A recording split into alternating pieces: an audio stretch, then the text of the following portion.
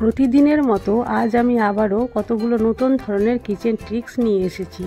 আর তোমরা যদি এইসব ট্রিক্স ফলো করো তাহলে তোমরা তোমাদের কিচেনের কাজগুলো খুব সহজেই করে নিতে পারবে। আর হ্যাঁ, তোমরা যদি নতুন নতুন কিচেন ট্রিক্স দেখতে চাও তাহলে অবশ্যই চ্যানেলটি সাবস্ক্রাইব করে পাশে থাকো। আর যদি আগে থেকে সাবস্ক্রাইব করে থাকো তাহলে তোমাদের জন্য রইল অশেষ ধন্যবাদ। তবে চলো, পিকে ম্যাজিক ফুড ফ্যাক্টরিতে তোমাদের সকলকে স্বাগত জানিয়ে শুরু করছি আজকের কিচেন ট্রিক্স। এখানে আমি একটা পাতিলেবু নিয়ে অর্ধেক করে নিলাম, আর কিছুটা লবঙ্গ নিয়ে একটা একটা করে এই পাতিলেবুর মুখে আমি সেট করে নেব। তারপরে এই পাতিলেবুকে আমি ঘরের মধ্যে রেখে দেব। এটা যদি এইভাবে রাখা যায় তাহলে মশা মাছির উপদ্রব অনেক কমে যায়। আর শুধু এই লবঙ্গর একটাই গুণাগুণ নয়, আরও অনেক গুণ রয়েছে। যদি দাঁতে ব্যথা হয় তাহলে লবঙ্গর জল গরম করে কুলি করলে দাঁত ব্যথা ভালো হয়ে যায়।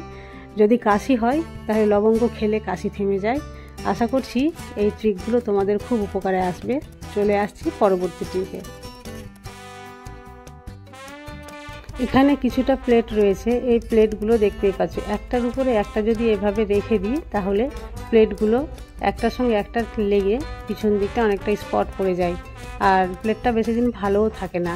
তার জন্য একটা ছোট্ট ট্রিক, আমি এখানে এই স্পঞ্জের মতো পেপারগুলো যেগুলো থাকে, বিশেষ করে জামা কাপড়ের মধ্যে পাওয়া যায়, এগুলো আমি উঠিয়ে রেখে দিই। আর এটাকে দেখতেই পাচ্ছ আমি মাপ করে গোল গোল করে কেটে নিলাম। আর এগুলোকে কেটে প্লেটে আমি কিভাবে সেট করছি একটু দেখে নাও। একটা প্লেট রাখলাম, তারপরে এই পেপারটা রাখলাম, তারপরে আবার একটা প্লেট, তারপরে আবার পেপার, এইভাবে করে সবগুলো প্লেট আমি সাজিয়ে নিলাম। তাতে কি হবে, একটা প্লেটের সঙ্গে আর একটা প্লেট লেগে যাবে না, আর যার জন্য যে দাগটা হয়ে যাচ্ছিল বা নষ্ট হয়ে যাচ্ছিলো সেটাও আর হবে না।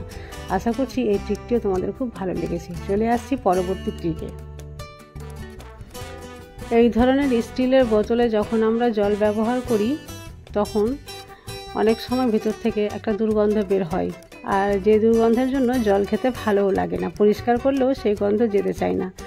আর কি করে এই গন্ধটা যাবে সেটাই আমি তোমাদের সঙ্গে শেয়ার করছি। এর মধ্যে দিয়ে দিলাম সাধারণ জল, আর তারপরে দিয়ে দিচ্ছি এক পিস পাতিলেবু। আর এটা দিয়ে ভালোভাবে মুখ বন্ধ করে ঝাঁকিয়ে নিতে হবে। এইভাবে 2 থেকে 3 মিনিট ঝাঁকানোর পরে আবার সাধারণ জল দিয়ে এটা আমি ধুয়ে নেব। তারপরে বোতল একেবারে পরিষ্কার হয়ে যাবে, ভেতরে কোনো গন্ধও থাকবে না। আশা করছি এই ট্রিকটিও তোমাদের খুব কাজে আসবে।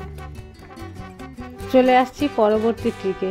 এখানে দেখতেই পাচ্ছ একটা স্প্যাচুলা রয়েছে, আর আমরা যখন রান্না করি তখন এটা অনেকটাই নোংরা হয়ে থাকে। শুধু স্প্যাচুলাই কেন, এই সব ধরনের যতগুলো ছোট চামচ থাকে সব কিছু নোংরা হয়ে যায়, আর সেটা যদি কিচেন কাউন্টারে রাখি সেটাও নোংরা হয়ে যায়।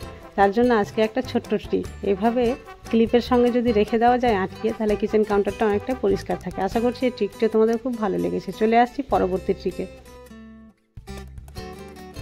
এখানে দেখতে পাচ্ছ একটা প্লাস্টিকের বেলচা রয়েছে, যেটা দিয়ে আমরা সাধারণত ঘর ঝাঁটা দিয়ে নোংরাগুলো উঠিয়ে থাকি।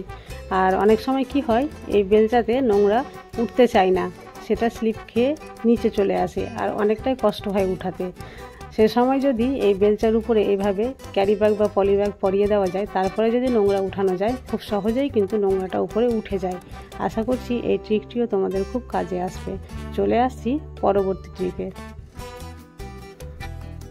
এই ধরনের ছোট ছোট এই কাগজের কাপগুলো যখন বাড়িতে অনেকটা থাকে তখন এগুলোকে কিভাবে রাখলে খুব ভালো থাকবে এবং ধুলোবালি লাগবে না, সেই ট্রিকটাই তোমাদের সঙ্গে শেয়ার করছি। এটাকে সেফ রাখার জন্য একটা বোতলের আমি মুখ কেটে নিয়েছি, আর এর মধ্যে এই কাপগুলোকে আমি সেট করে দিলাম আর মুখটাকে বন্ধ করে দিলাম।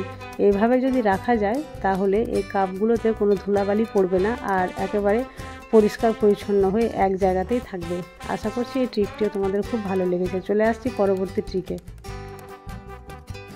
ভাত যদি টকবক করে ফুটে আর গ্যাসের ফ্লেম যদি হাইও থাকে তবুও ভাত উপচে আর পড়বে না, কারণ উপরে যদি একটা স্প্যাচুলা দিয়ে দেওয়া যায় তাহলে ভাতের ফ্যান উপচিয়ে কোনো সময় পড়বে না। আশা করছি এই ট্রিকটিও তোমাদের খুব ভালো লেগেছে।